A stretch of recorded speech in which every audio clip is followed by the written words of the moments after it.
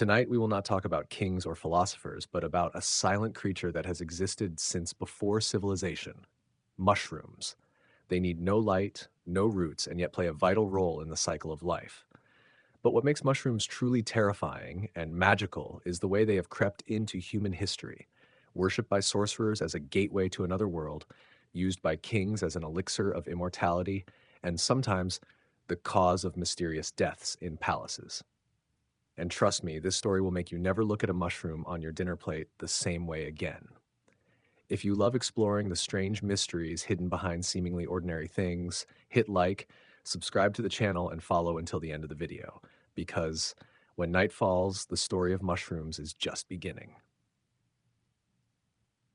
The first Europeans to arrive in the New World did not realize that they were entering a civilization with a relationship to mushrooms older than their written history. While missionaries in fear called it the devil's magic, for the Maya and Aztec, mushrooms were not sin. They were a ritual of contact with the universe. They called them Teonanacatl, meaning the flesh of the gods, a name that, if you said it to a 16th century Spaniard, you were almost certainly writing yourself a one-way ticket to the stake. During ceremonies, when the moon rose high and drums echoed across ancient stone steps, participants would eat mushrooms, close their eyes, and enter another world, where every shape, color, and sound transformed into the speech of the divine. To Europeans, it was witchcraft, but to the people of Central America, it was a ritual of harmony between humans, nature, and spirits. Mushrooms were not an escape, but a bridge between the tangible and the invisible world. Priests called Tlamakaski served as spiritual guides. They did not heal in the modern sense, but healed the soul, helping people see the roots of their fears, anger, and sorrow in symbolic form. In the hallucination, they saw giant snakes, firebirds, and the smiling faces of ancestors in the mist, images that modern people might call metaphors of the unconscious. But to them, it was reality. And in that world, every question had an answer, if only you dared to listen. Then, when the Spaniards arrived, they could not understand why a people could regard mushrooms, which grew from damp, rotting earth, as sacred. In the eyes of those carrying the Holy Bible, anything that let you see heaven without God was heresy. And they burned temples, banned the rituals, and forced the priests into silence. But like all other frightening secrets, mushrooms did not disappear. They hid in the forests, in legends, in dreams that the church could not touch. 4 centuries later, in another part of the world, the story began again. This time, not in stone temples, but in laboratories, cafes, and gatherings of artists and philosophers. In 1955, an American banker named R. Gordon Wasson traveled to Mexico with his wife and was led to meet Maria Sabina, a Mixtec shaman living in the mountains of Oaxaca. In her small earthen home, he experienced an ancient sacred mushroom ritual that had been kept secret for hundreds of years. Upon returning, Wasson documented this experience in Life magazine in 1957, and overnight, magic mushrooms became the new legend of the West. Interestingly, for Maria Sabina, mushrooms were never drugs. They were teachers. She referred to them respectfully, the little teachers, because they taught what books could not. But when Wasson's article spread, thousands flocked to her village, bringing cameras, LSD, and the curiosity of the lost. They did not seek the divine. They wanted the trip. And within a few years, the sacred ritual was commercialized. Mushrooms were pushed into the underground, and Maria Sabina, once revered as a saint, died in solitude and poverty. A bitter loop of history. Humanity seeks enlightenment, then loses it in its own desire for enlightenment. But the story of mushrooms did not end there. In the 1960s, scientists like Timothy Leary and Richard Alpert, later Ram Dass, began studying psilocybin, the hallucinogenic compound in mushrooms, at Harvard University. They believed it could expand consciousness, heal the mind, and even help humans understand the nature of reality. However, America was not ready for a gateway to the universe in a laboratory. The government quickly banned psilocybin, and once again, mushrooms were pushed back into the shadows, along with whispered stories of enlightenment. Yet, as you can see, history never truly ends. It just grows back, like mushrooms after the rain. Entering the 21st century, science began revisiting what ancient people had long known, that psilocybin could help heal depression, anxiety, and even the fear of death. Studies at Johns Hopkins and Imperial College London revealed something astonishing. A single dose could change a patient's entire perspective on life, not because they were high, but because they felt connected to themselves, to the world, to something greater than themselves. In other words, after tens of thousands of years, humanity is finally beginning to understand what ancient peoples had long known. Mushrooms are not just food or poison, but mirrors of the mind. They do not provide answers. They pose questions and compel you to look deeply into yourself to find them. So if anyone ever asked you, when did humans begin using mushrooms? The answer does not lie in archaeology or chemistry, but in the journey of seeking meaning. From prehistoric caves to Maya temples to modern laboratories, mushrooms have always stood there as silent storytellers, watching us fall, rise, and continue asking the universe the same question: who am I? When the Roman Empire fell, something else also disappeared from Europe: the ability to distinguish between food and death. Throughout the Middle Ages, mushrooms were no longer seen as the food of the gods, but as the art of the devil. People believed that mushrooms that sprang up overnight in meadows were the footprints of demons or fairy rings, where supernatural creatures danced at night. And in true medieval fashion, if they did not understand something, they burned it. In small villages in England and Germany, children were taught not to step into mushroom rings, for once they did, they would be pulled into the world of spirits, returning only after 100 years, or worse, after dinner.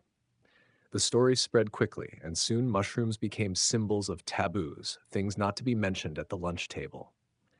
However, not everyone was afraid. Some monks, while copying the Bible and brewing beer in monasteries, began to notice that mushrooms were not just signs of the devil, but sometimes even improved the taste of beer.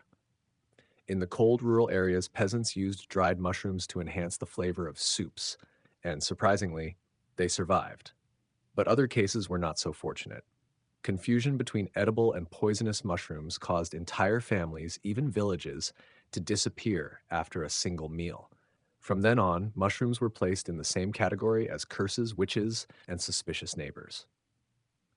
At the same time, Islamic scholars in the Middle East had a completely different perspective. In the bustling markets of Baghdad, Cairo, and Damascus, mushrooms were considered precious medicine. The polymath Ibn Sina Avicenna, in his Book of Healing, described mushrooms as a remedy to reduce fever, inflammation, and possibly provoke strange dreams.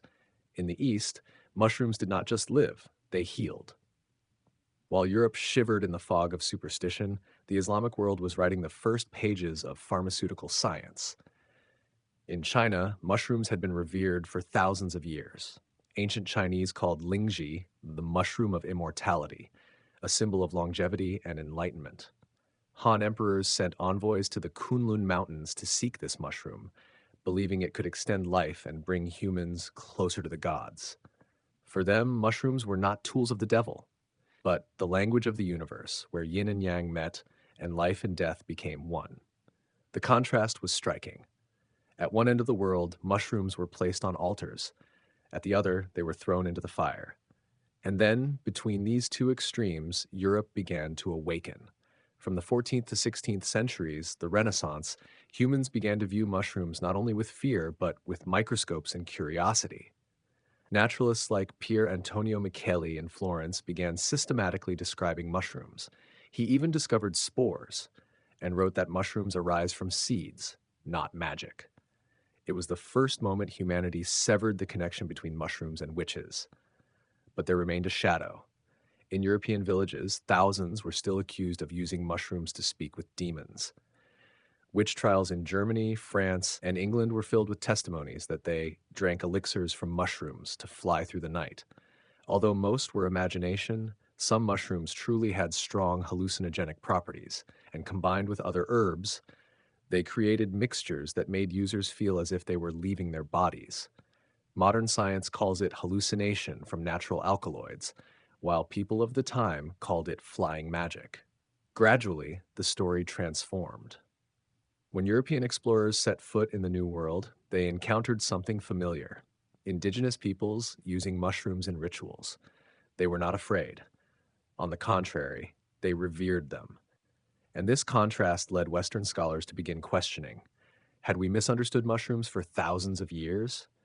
That question was not answered until the 19th century, when modern science began decoding the biology of mushrooms. Botanists discovered that mushrooms were not plants. They belonged to an entirely different kingdom, both similar and different, both living off death and sustaining life. When Louis Pasteur studied fermentation, he realized that yeast, a form of fungus, transformed grains and fruits into alcohol. From then on, mushrooms were no longer symbols of sin, but tools of progress. Yet, as with all strange things in human history, the renaissance of mushrooms was not just a story of science, but also of spirituality. In monasteries in Scandinavia, monks continued using mushrooms to expand the mind under the humble name of biological meditation. Meanwhile, in East Asia, lingji, snow mushrooms, and shiitake were used in traditional medicine and became symbols of balance and longevity. Mushrooms had come full circle, from gifts of the gods to symbols of the devil and back again as sources of life, medicine, and philosophical inspiration. They were not just creatures growing from darkness, they were mirrors reflecting the human mind: fear, curiosity, and ultimately understanding. So when you see a mushroom sprouting after the rain, do not only think of pizza or cream soup. Remember that you are looking at something that once shaped religion, art, and philosophy. A creature with no leaves, no roots, yet capable of making humans question the very nature of existence. And this is just the beginning, because in the following century, mushrooms would not only captivate us, but also teach us to see the world through a completely different lens. By the Renaissance, Europe finally decided to take another look at its relationship with mushrooms, and as always, they managed to make a mess of it. After centuries of seeing mushrooms as instruments of death, they began to see in them something intriguing. In Italy and France, curious chefs began experimenting with wild mushrooms, and astonishingly, they did not die. Instead, they discovered what would later be called haute cuisine. Mushrooms, once a symbol of fear, suddenly became a symbol of luxury. Royal chefs in Florence and Paris turned mushrooms into centerpiece dishes at noble feasts. They were roasted, stewed, and stuffed with goat cheese, not because they were tastier than meat, but because only the wealthy dared risk eating something that could kill them if picked incorrectly. A kind of high-risk cuisine, quintessentially European. Scholars of the era, obsessed with naming everything, were no exception. They began classifying mushrooms, although many manuscripts from the time looked like a failed meeting of philosophers. Is it a plant? A stone? A curse? But beneath these mistakes, the Renaissance marked the beginning of an important shift. Mushrooms were brought back into the world of knowledge. As naturalists began meticulously recording the biological world, mushrooms appeared in their notebooks as a curious puzzle.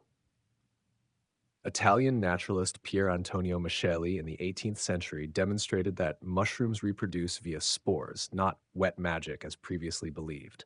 This made him the first to officially break the millennia-old belief that mushrooms arose from nothingness. However, mushrooms never lost their mystical element.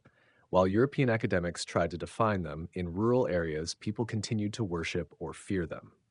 Witches were accused of using mushrooms to create flying potions, herbal mixtures containing mild hallucinogens that made users feel as if they were floating.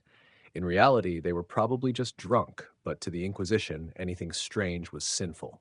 In the eyes of the church, if a mushroom could make you see angels, it surely came from hell. At the same time, in Siberia, mushrooms were treated as divine gifts. Once again, the Sami and other indigenous tribes used Amanita muscaria in rituals to journey the soul. They had a peculiar custom.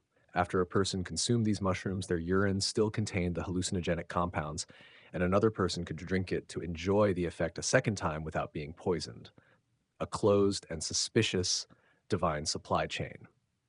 Perhaps the first example of recycling in human history. While northern civilizations explored spiritual dimensions through mushrooms, Southern Europe was busy making money from them.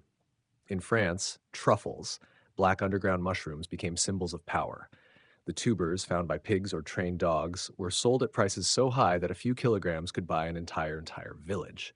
Truffles were said to carry the scent of Mother Earth, of life, and of money.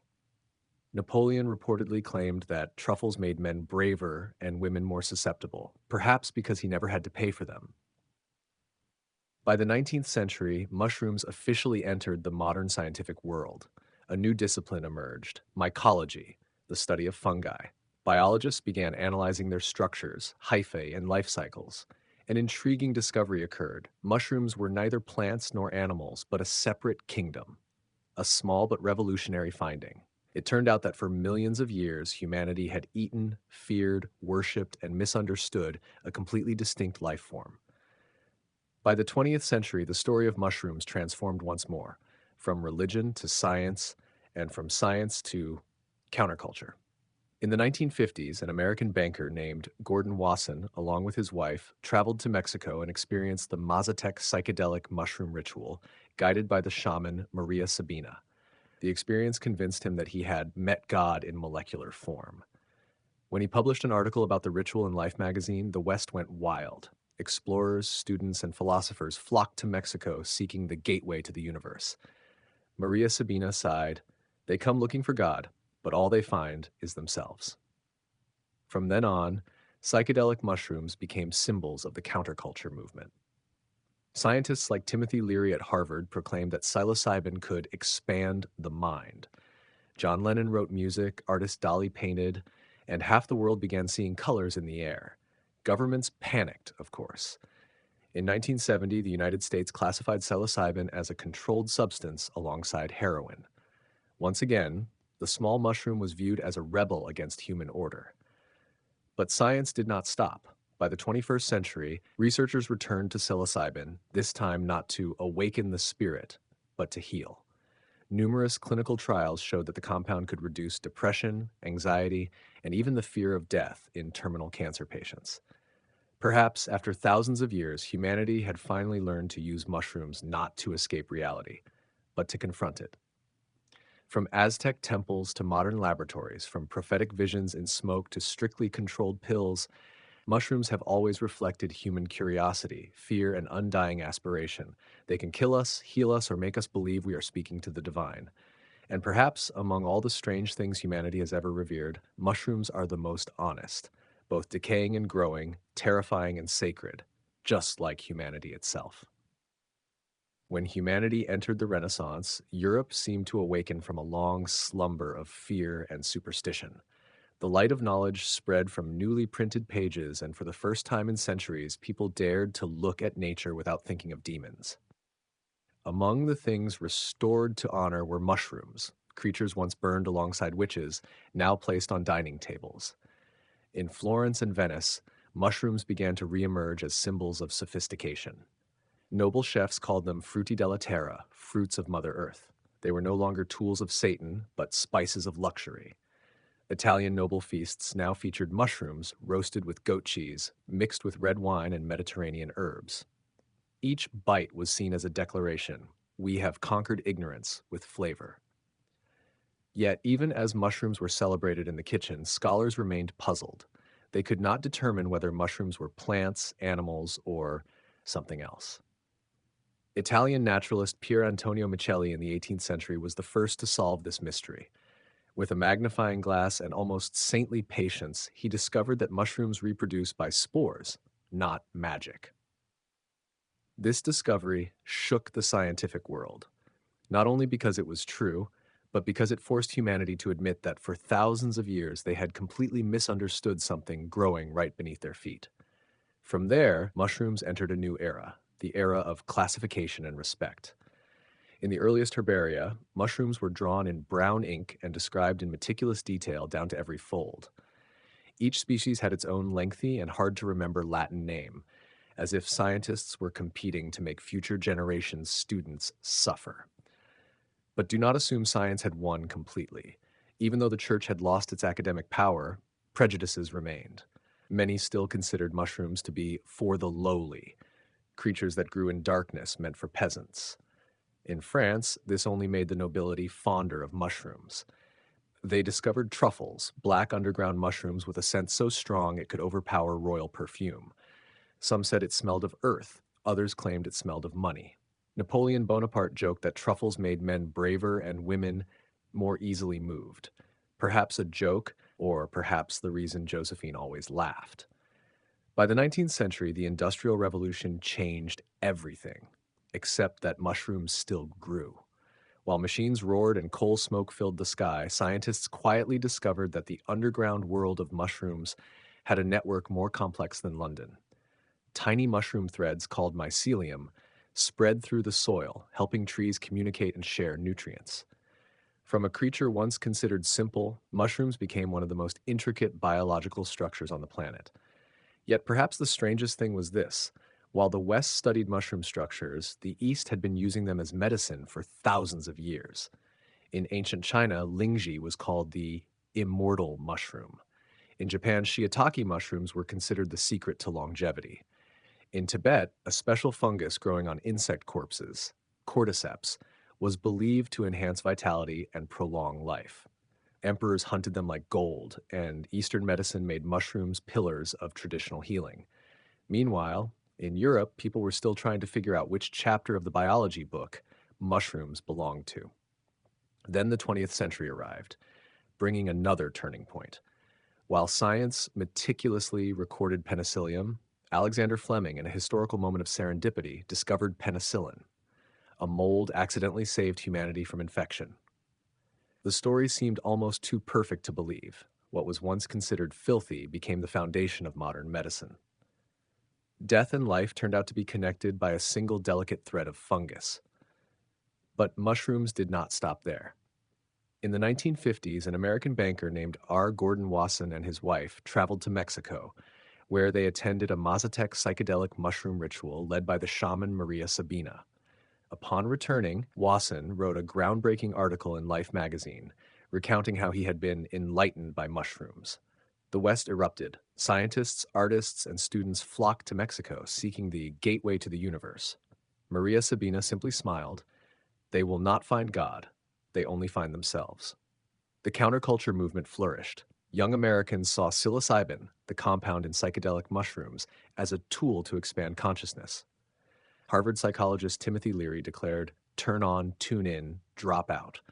John Lennon turned the experience into music. Governments, as usual, reacted by banning it entirely. In 1970, psilocybin was classified as a controlled substance alongside heroin and LSD. Once again, mushrooms were condemned, not for being dangerous, but for making humans ask questions. By the 21st century, everything shifted again. In the era of neuroscience and psychotherapy, researchers returned to psilocybin, this time not to awaken consciousness, but to heal. Clinical trials at Johns Hopkins and Imperial College showed that psilocybin could reduce depression, anxiety, and fear of death. It is said that it does not open another world, but helps us see this one more clearly. A circle closes. From indigenous rituals to modern laboratories, mushrooms continue to do the same thing, remind humans that mind and nature are never separate. After thousands of years, mushrooms have traveled a strange journey, from being burned in the fires of superstition to being celebrated in laboratories. They were once considered magic, then science, and then a new kind of magic. In a world where humans still argue over everything, mushrooms quietly prove that life does not need miracles to be extraordinary. It only needs to be damp, dark, and a little patient. Zenobia did not grow up like other girls in Palmyra, where fate was often bound by roles and tradition. From a young age, she learned to read the invisible currents of power in the city, from the bustling caravans along the Silk Road to the Roman officials seated on cold stone benches in administrative buildings. In her keen eyes, every exchange, every gift sent, and every compliment carried valuable information about strategy, loyalty, and potential conflicts. Her lessons in politics were not only found in Greek and Roman texts, but were also honed through careful observation of the gestures of Persian, Indian, and Chinese merchants visiting Palmyra. To Zenobia, the world was not just people, but pieces on the vast chessboard of power. As she reached adolescence, Zenobia's beauty became renowned throughout Palmyra. Healthy olive-toned skin, glossy black hair, deep, intelligent eyes. But what set her apart was not only her appearance. Her sharp intellect, proficiency in multiple languages, Greek, Aramaic, Coptic, Latin, and her keen insight into human psychology made those around her both respect and fear her. No queen before her had been trained to simultaneously observe military strategy, commerce, diplomacy, and psychology, and she turned that knowledge into an invisible weapon. Zenobia's maturation coincided with her strategic marriage to Odaenathus, a powerful Palmyrene lord praised for leading armies and protecting the eastern borders of the Roman Empire from Persian invasions. While Odaenathus commanded legions with sword and shield, Zenobia wielded politics with strategic vision and soft power. She attended councils, read and analyzed letters from Roman governors, and made proposals not only on economics but also military strategy, sometimes even deciding matters on behalf of her husband that few women of the time were permitted to touch. Under the partnership of this couple, Palmyra became a center of power, both independent and flexible in its relationship with Rome. The economy flourished thanks to the caravans on the Silk Road, and Zenobia quickly realized that true power lay not only in armies, but in the ability to control information, trade, and the beliefs of the people. Each caravan from Persia, India, or China brought not only spices, silk, or gold, but also knowledge, technology, and new ideas. Zenobia not only collected them, but analyzed them, combining old knowledge with new experience to devise strategy. But power always comes with risk. As Odeionothus grew too successful and the eastern borders of Rome were firmly secured, rumors of a potential self-proclamation as Eastern Emperor began to spread. Zenobia understood that now every move she and her husband made was closely watched, and every success could become a threat to central Roman authority. Her political wisdom lay not only in expanding influence, but in maintaining a delicate balance between power and loyalty. While Odeionothus focused on the military, Zenobia expanded Palmyra's influence through diplomacy, education, and culture. She established libraries and academies, encouraging scholars from across the empire to study and teach in Palmyra. Under her leadership, the city became a prominent center of knowledge where Greek, Arab, Persian, and Aramaic scholars gathered to exchange insights and observe nature. Zenobia even taught herself not only in philosophy or history, but also in the art of management and political strategy. These lessons were not just about imparting knowledge, but also tools to consolidate soft power, enhance personal prestige, and protect the city from external forces. However, a life of power did not avoid danger. When the Persians attacked and Rome temporarily recognized Odenathus's independence, Zenobia had to make tough decisions. She was not just an advisor, but sometimes directly commanded troops in decisive battles. The combination of military strategy and political intelligence made Zenobia a rare symbol, a warrior queen and philosopher in one body. But fate was merciless. After Odeionothus and his eldest son were assassinated in intricate political plots, Zenobia was forced to defend power herself. She had to face not only Rome, but also prevent Palmyra from falling into the hands of greedy, internal factions. With resilience, cunning, and the ability to win the loyalty of the people, Zenobia led armies, consolidated alliances, and protected the city for a significant period before Rome returned with greater force than ever. It was in these challenges that Zenobia not only proved the capability of a female leader, but also created a timeless legacy, a model of power combining intellect, courage, and humanity. She demonstrated that true strength is not merely force or beauty, but the ability to observe, analyze, and apply knowledge in every situation. Just as mushrooms quietly changed the world in the darkness of cellars, Zenobia quietly redirected the destiny of Palmyra, leaving her mark on history without relying on magic or legend. In the light of history, Zenobia and Palmyra stand as evidence of a profound reality. Power and knowledge, when combined with subtlety, can change the fate of a city, a region, or even an empire. And like mushrooms, extraordinary things often grow from unexpected places, quietly yet resiliently, transforming the world in ways only the perceptive can recognize. Zenobia stood on the balcony of Palmyra's marble palace, the desert sunlight glinting off the marble and the gold inlays decorating the walls. Before her, the magnificent city pulsed like a living body, where every step of a merchant, every beat of banners and war drums merged into a symphony of power that only she could understand. Every decision she made, from coordinating caravans, managing grain stores, to arranging seating for Greek scholars, Egyptian mystics, or Arab generals in the court, bore the subtle mark of intelligence and strategy. To the Romans, she was a figurehead queen, but to her subjects, Zenobia was the embodiment of power, dignity, and wisdom. Within the palace, envoys from neighboring kingdoms who had once taken orders from Rome now bowed before her. Zenobia did not need brute force. She triumphed through psychological manipulation, language, and symbolism. She spoke to each envoy in their native tongue, occasionally weaving in a few phrases of Greek or Latin, leaving them both astonished and uneasy. Every word, every gesture was calculated to convey that Palmyra was no longer a city of humble merchants, but an independent center of power, equal to Rome. On coins minted in Palmyra, her son Balathus wore a Roman-style laurel crown, while she assumed the title Augusta, marking parity with any Roman empress. It was not only a clever provocation to Rome, but also a declaration of authority to her people. Palmyra now belonged to us. Palmyra's army, though smaller than the Roman legions, was agile, loyal, and ruthless in tactics. Zabdus' desert cavalry and archers, along with mercenary warriors from Cappadocia, were trained by Zenobia in rapid movement warfare, counterattacks, and surprise strikes.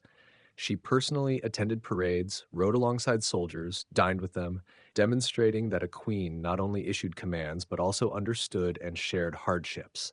The soldiers called her the Mother of the East, not as empty praise, but because they genuinely believed Palmyra's fate was bound to her hands and intellect.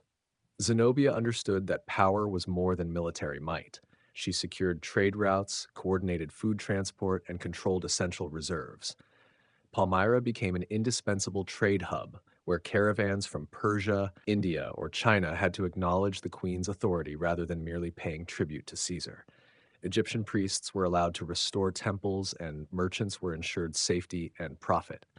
She created a governance system combining military strength, economic policy, and symbolic power, transforming Palmyra into a brilliant empire, despite the historical label of merchant city.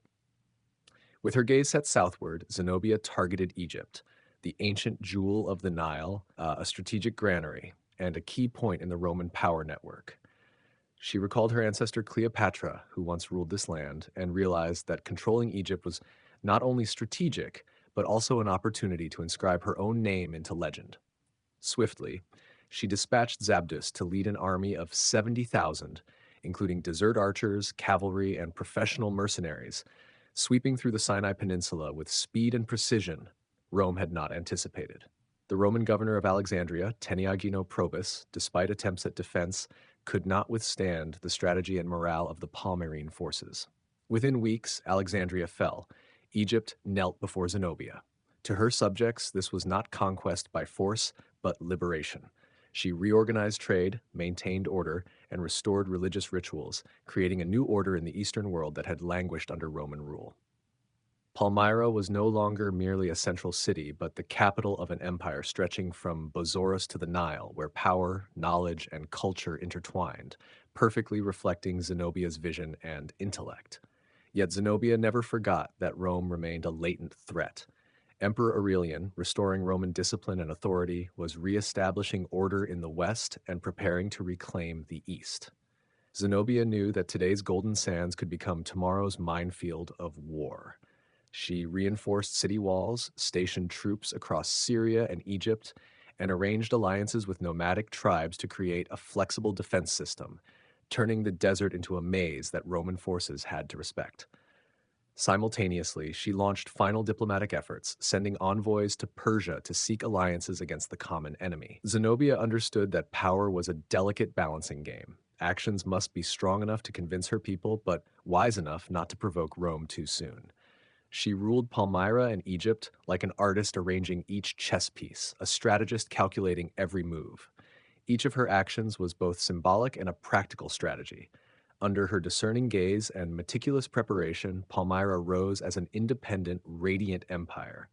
Standing on the shifting sands of the desert, a kingdom both magnificent and fragile, ready for the challenges ahead.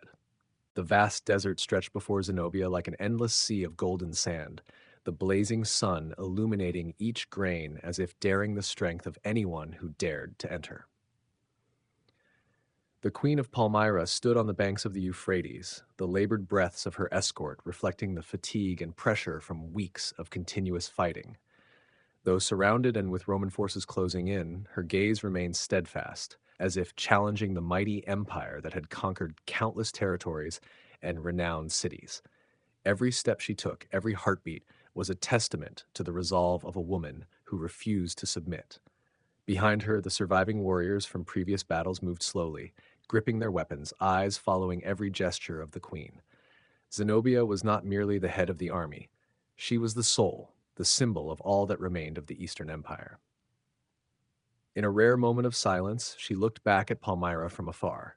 The magnificent city, once radiant under the sun, now stood solemnly as a witness of time, each towering wall marked by war, each marble dome still holding the light of the past. The wealth, power, and dignity of Palmyra had made Rome cautious, but now the desert gates and fortresses were no longer tools to protect the people. They were relics of an empire facing its final trial. Across the river, the Roman army advanced. Aurelian, the one who had restored discipline to the entire empire, was not an easy opponent. He watched every movement, every heartbeat, every decision of Zenobia like a go master, analyzing each stone. His strategy was typical yet highly effective. Force the opponent into confined terrain, reduce mobility, turning all of Palmyra's advantages into weaknesses. As the queen urged her camel toward the riverbank, exhausted from successive battles, her final counterattack became fragile against the might of the Roman forces. The confrontation at the Euphrates was not merely a battle of weapons and tactics, it was a war of wills. Zenobia looked into the eyes of the soldiers beside her, transmitting energy through her gaze and short authoritative words. Let the desert know that Palmyra has never submitted. The entire army, though exhausted, shouted the slogan, as if each cry was a heartbeat connecting their spirit to the queen.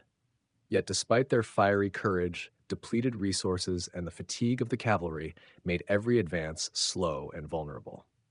When the Romans surged forward, flanking both sides, Zenobia realized there was no safe retreat.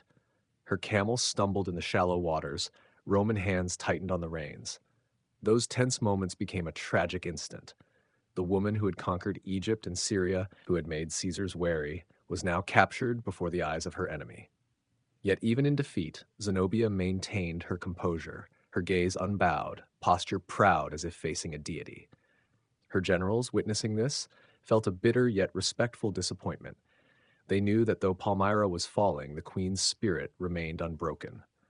Rather than surrender entirely, she chose to lead the survivors deeper into the desert fortresses, using the terrain to buy time and protect the populace. In the weeks that followed, Palmyra became a symbol of resilience. Famine and lack of water could not subdue the people, for they saw their idol stride through the dunes with a sharp, determined gaze. Zenobia did not only fight the Romans, she fought against time and fate. Each day in the fortress, she encouraged soldiers, organized small drills, maintained order and faith. Her presence transformed fear into courage, the echoes of the desert into a message of defiance. She became the embodiment of Palmyra, a warrior queen, a strategist, a living symbol of power and intellect, even as everything collapsed around her. As Aurelian drew closer, Zenobia realized a wiser decision was to avoid further direct confrontation and preserve lives to maintain hope. She withdrew through the desert at night, leading a small escort, attempting to cross the Euphrates to contact Persia, hoping to gather forces and return in glory. Each mile was a life or death gamble, the desert winds howling as if testing her endurance. Though defeated in the final battle, Zenobia's determination was not crushed. She remained in control of her fate, at least in each step she took. Finally, when captured near the riverbank, Zenobia became a prisoner of Rome. Yet even in chains, her demeanor and authority commanded respect from those around her. The Roman crowd gathered to witness the woman who had dared challenge an empire. She walked with dignity, eyes bright like fire, never bowing to the victor. Aurelian, despite being the conqueror, had to acknowledge Zenobia's worth: strategy, intellect, courage, and steadfastness. She was taken to Rome, living the remainder of her life with respect and comfort, granted a villa and years of study and teaching, seemingly removed from politics, yet Zenobia's spirit never dimmed. Her legend burned brightly: a queen who reached the pinnacle of power, faced the mightiest empire, and became an indomitable symbol for generations to come. Zenobia proved that power does not come solely from weapons or land, but from intellect, courage, and perseverance. In the eyes of her people, she was the philosopher queen, the final light of a glorious East before it gradually sank into the shadows of history. In the eyes of her enemies, she was a symbol of an unforgettable challenge, And it was this, more than any victory or defeat, that defined the greatness of Zenobia, the immortal queen of the East, in legend. Amid the tall, dark, and secluded walls of the women's quarters, the Athenian woman became an irreplaceable center of family and society, even though to the outside world she was almost invisible. Here, she was not only the manager of daily affairs, but also the spiritual pillar of the entire household. Every piece of advice, every financial decision, every thread she wove with her hands was imbued with wisdom and experience, shaping the fate of children and ensuring the maintenance of household order. She ruled a kingdom in silence, no throne, no army, yet this power was profound, enduring, and extremely subtle. Day by day, she oversaw the slaves, coordinated kitchen work, instructed her children, and ensured that everything operated smoothly like a perfect mechanism. Each meal prepared was not merely food, but a manifestation of discipline, strategy, and finesse in maintaining order. These meals, these small household rituals, were evidence of a woman's soft power, a power not derived from shouts or official authority, full authority, but from the ability to master everything within the confines society allowed.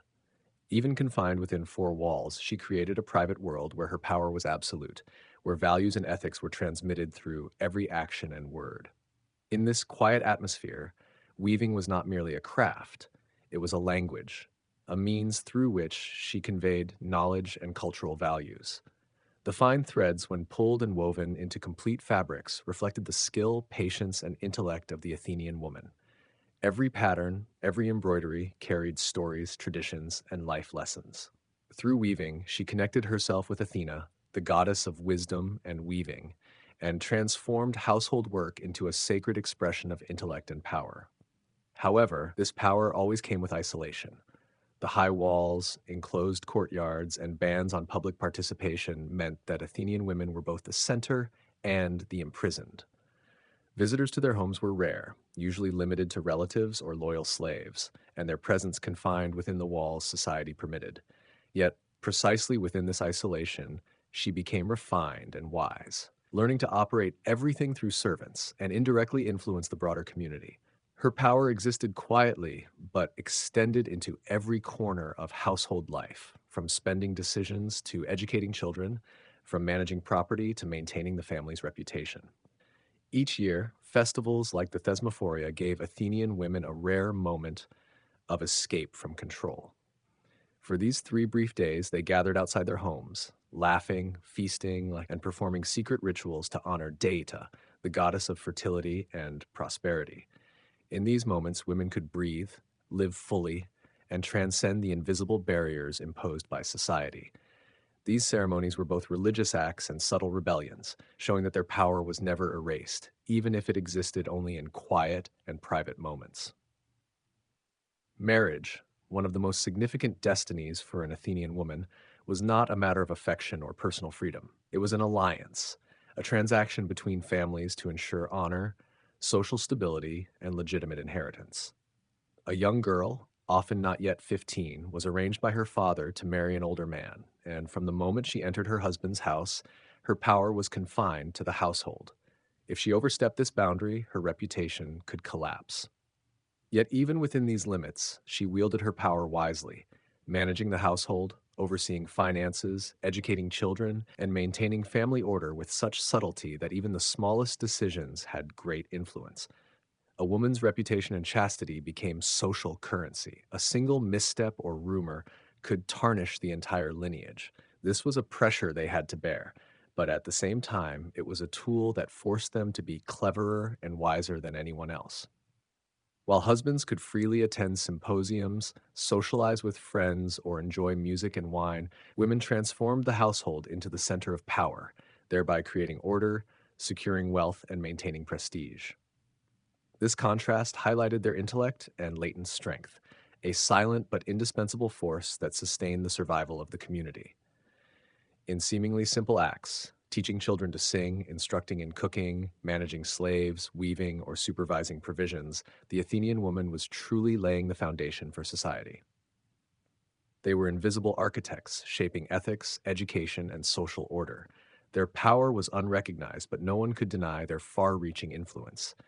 And although the outside world considered them invisible, within the household, They were rulers, pillars, the source of life and direction for all.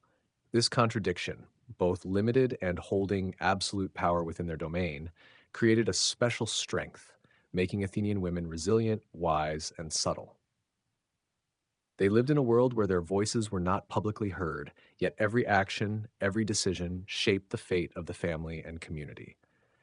It was this contrast that highlighted their intellect, courage, and influence, creating a quiet yet immortal presence, a power without a throne yet profoundly deep.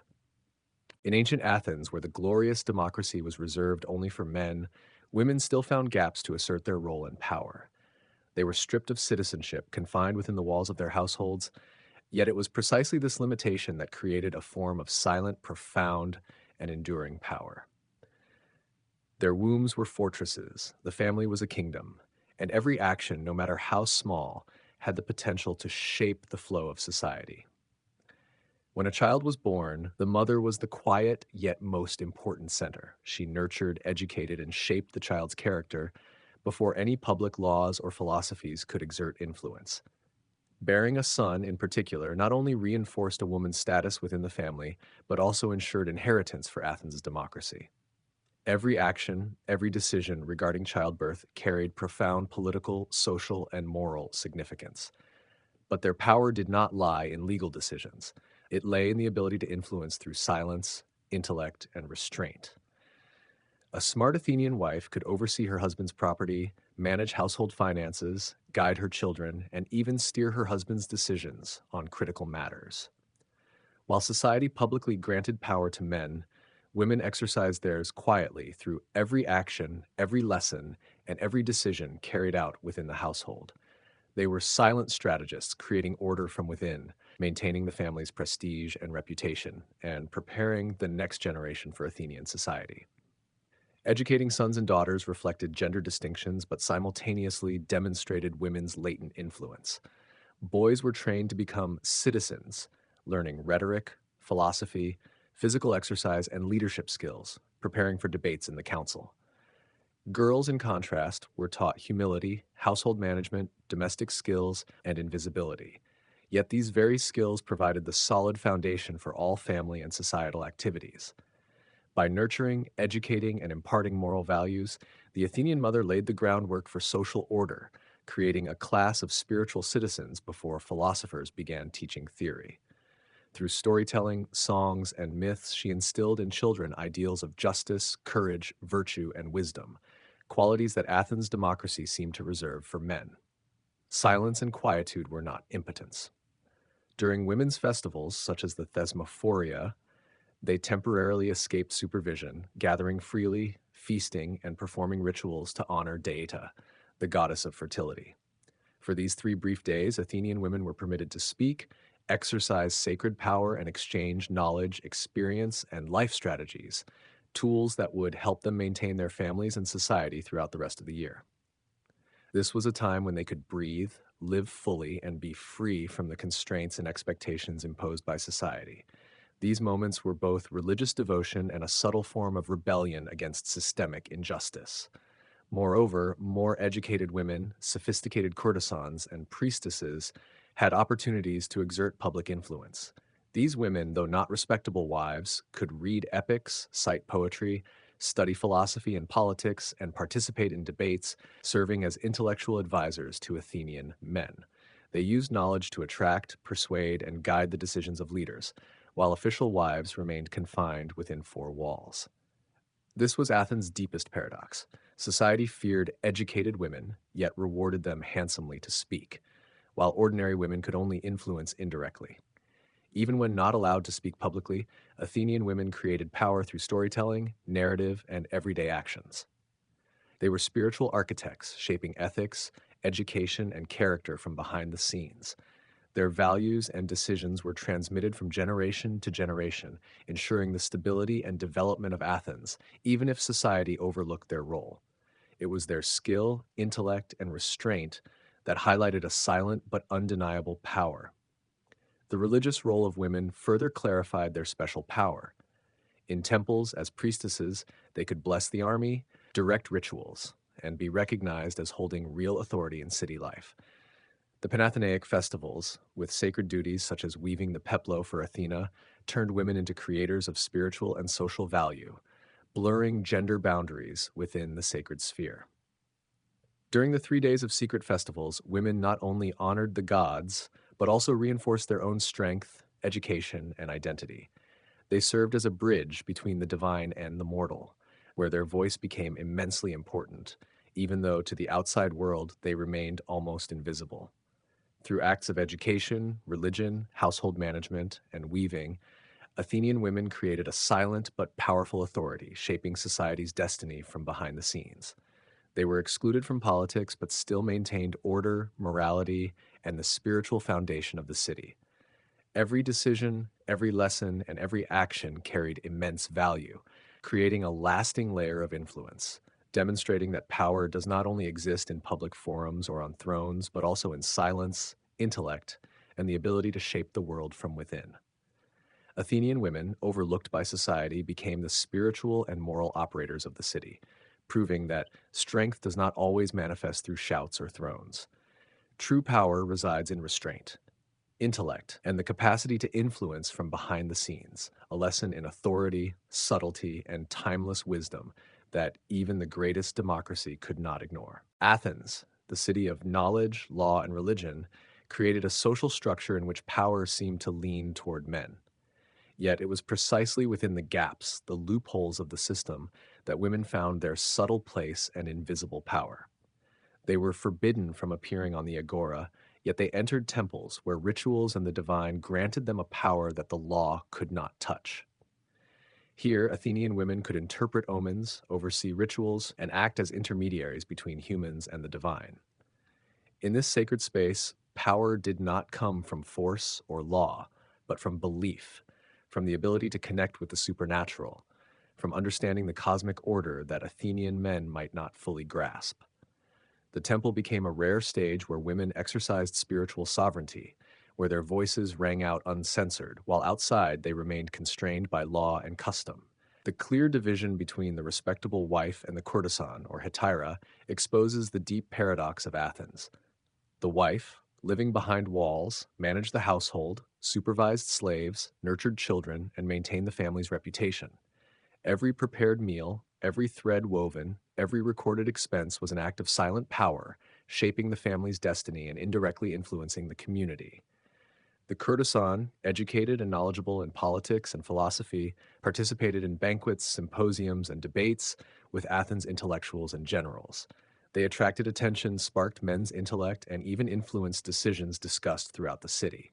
Both roles, though opposed, reflected an undeniable reality. The value of women was always measured through the lens of men.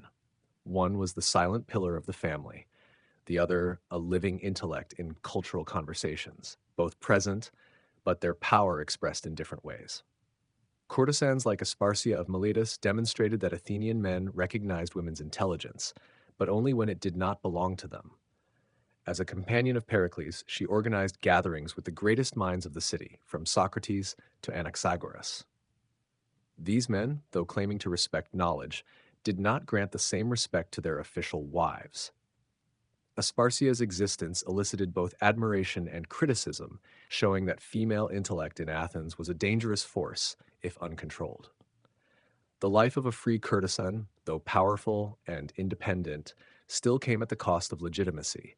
They could not marry legally, could not have legitimate children, and always lived on the border between social admiration and condemnation. In contrast, official women, the respectable wives, were bound by strict laws and customs. They could not represent themselves in court, could not sign contracts in their own name, and all important actions depended on a guardian, father, husband, or legal representative. Adultery was the gravest crime, not because it betrayed love, but because it threatened legitimacy and family reputation. The husband had the right to punish immediately, but the social punishment for women was prolonged and sophisticated. Divorce, exile, isolation, and whispers spreading faster than justice. Meanwhile, men could satisfy their desires without losing honor. This injustice was rationalized by philosophical arguments, from Aristotle to Plato, who claimed that women were impulsive, emotional, and needed to be governed, even while celebrating Athena's mythical wisdom. Despite being legally and socially confined, Athenian women found ways to turn dependency into leverage. A clever widow could manage estates, protect property, and indirectly influence political decisions through her son or trusted servants. They applied knowledge and restraint to maintain power within permitted limits, transforming submission into silent strength.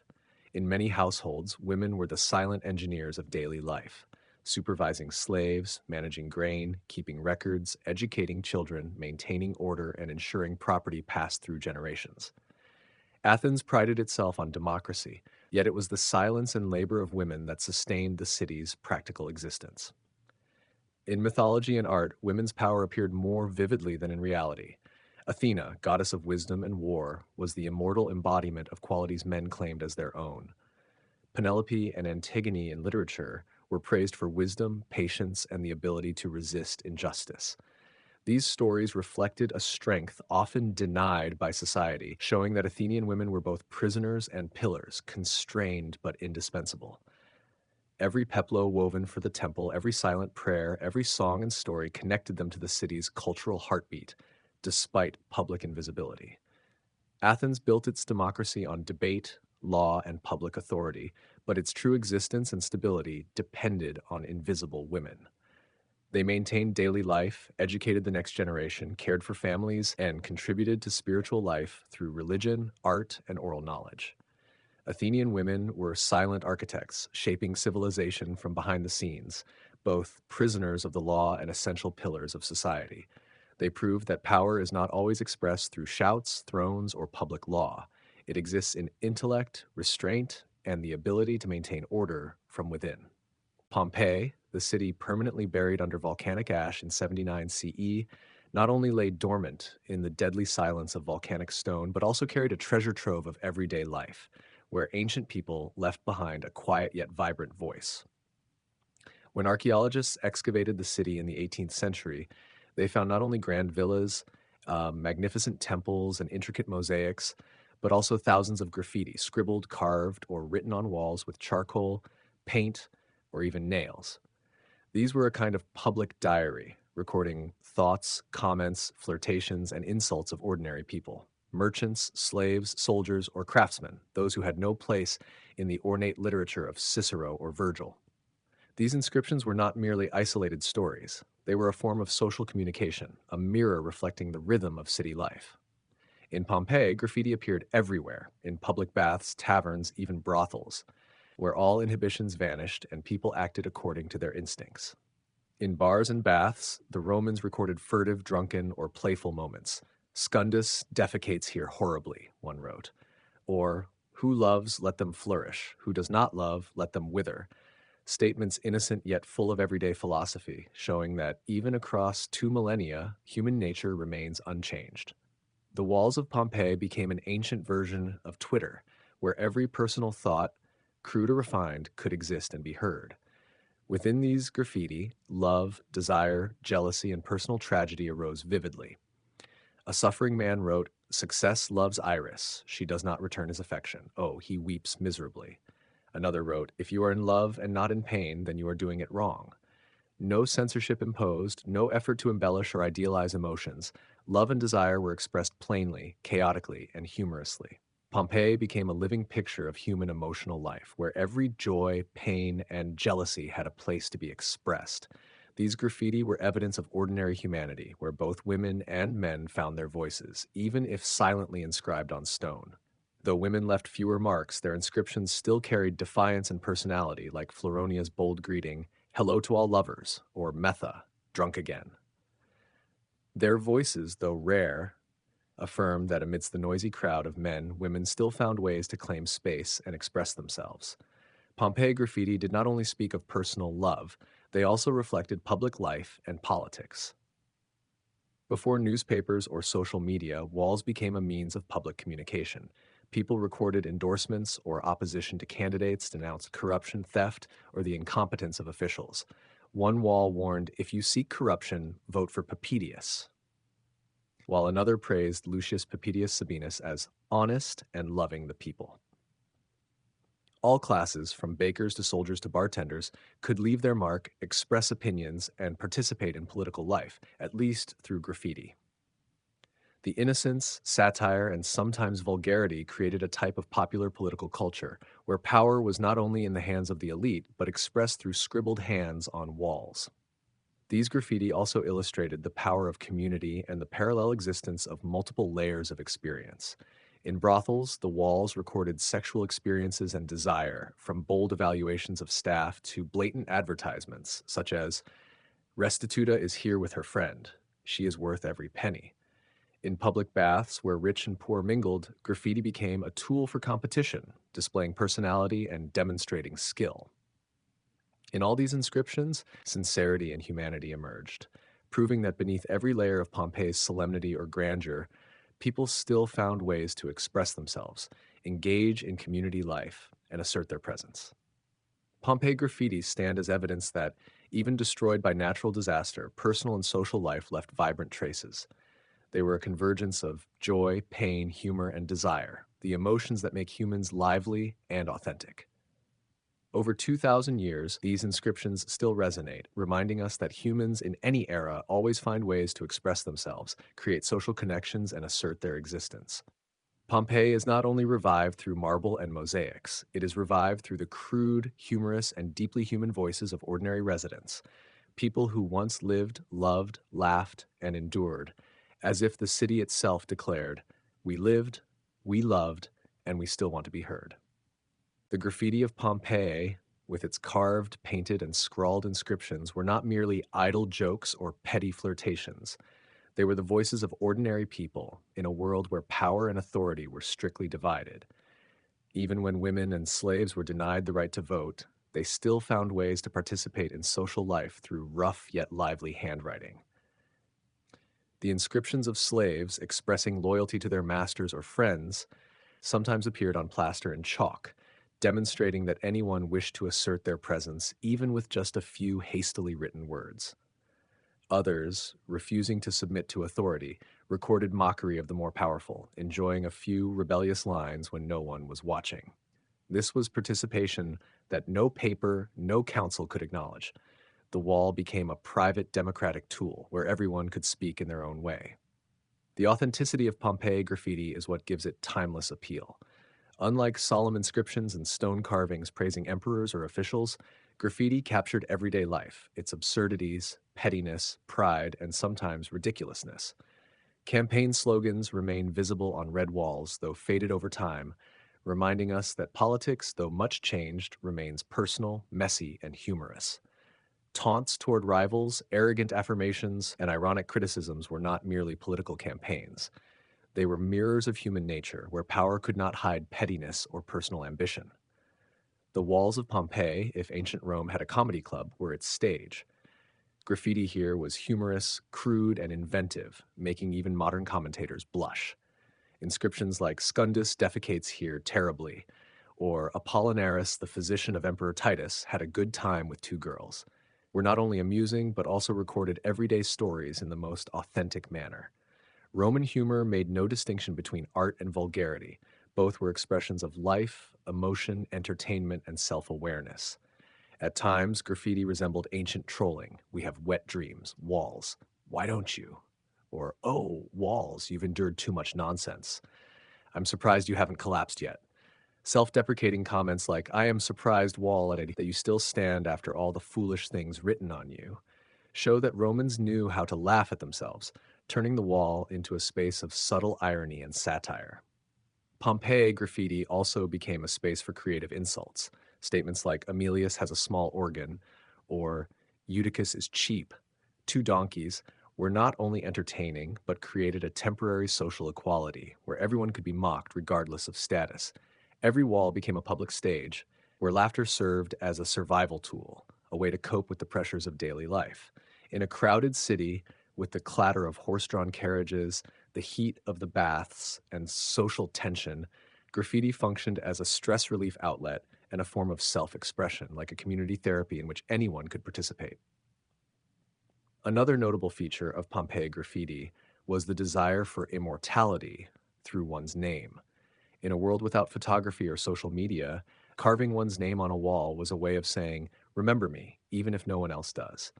Names like Marcus, Julia, Restitutus, or Fleonius not only recorded individual existence, they evidenced the need to express oneself, assert personality and presence in the community.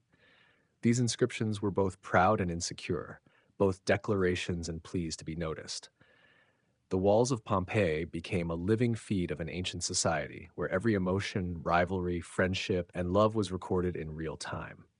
Not only clients, slaves, or men, but women also left their mark on the graffiti. Their frank, sometimes bold messages revealed their pragmatism and calculation in social life.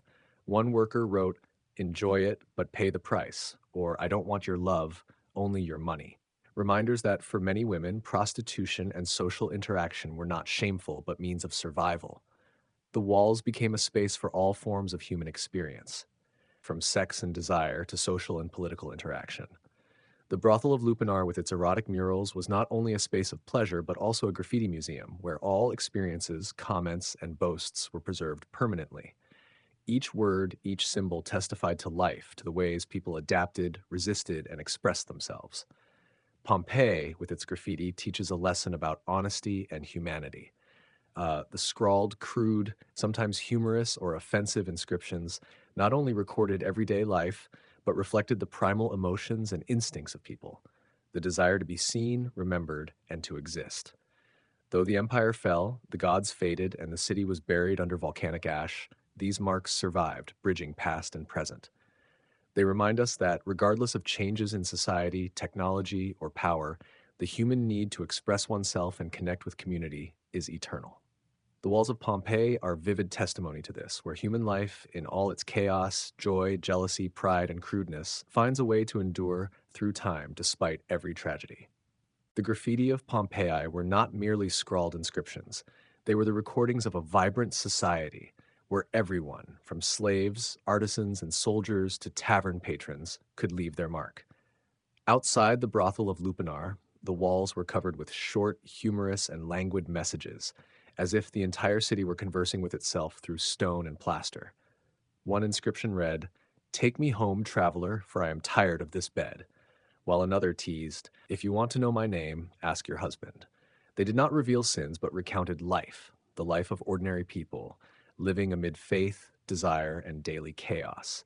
The graffiti of Pompeii revealed the city's heartbeat without condemning pleasure or desire. On the contrary, they were public, humorous, and unapologetic. The volcano may have claimed the bodies of its inhabitants, but their stories, prayers, laughter, and desires remained preserved in the ash. Not all graffiti were boastful or crude. Amid the obscene and boastful lines, there were prayers carved by hands that believed the gods were listening. "Bless you, God Mercury," or "To return safely, I give thanks to Isis." Even in taverns, among drunken patrons, the Romans still sought divine protection. Prayers, curses, and messages of affection intertwined, turning every wall into a space both sacred and mundane. The inscriptions also reflected ordinary life, small worries, disappointments, and aspirations. A frustrated student wrote, "I hate my teacher," or a gatekeeper simply scrawled, "bored." Another sighed, "Nothing lasts forever, not even this misery." 2 millennia later, these words resonate like a modern tweet, reminding us that helplessness, fatigue, and even humor are inseparable parts of human life. Amid jokes and arguments, these gentle messages revive Pompeii, a lively city where people prayed for luck, cursed their bosses, complained about the weather, and mocked the powerful. Even when facing disaster, people found humor. Just days before the eruption of Vesuvius, someone carved, "On the 16th day before November, he ate too much." Even in the face of catastrophe, they laughed, recording the small yet vivid stories of their lives. Each line, each symbol is a ghost, a reminder that immortality does not belong solely to emperors or philosophers, but also to ordinary people, those who lived, loved, laughed, and wished to be remembered. Through graffiti, Pompeii becomes a living museum of human emotion. Smaller inscriptions, no larger than a coin, or larger symbols alike, contain the rhythms of life, humor, joy, worry, and faith in the divine. They remind us that civilization is defined not only by monuments or laws, but by the everyday words, messages from those who lived, loved, laughed, and dreamed of being remembered. Today, as visitors walk through the streets of Pompeii, they see not only stone and plaster, they hear laughter, sense humor, and realize that even after 2,000 years, the human need to express oneself and connect with community remains intact in the heart of humankind.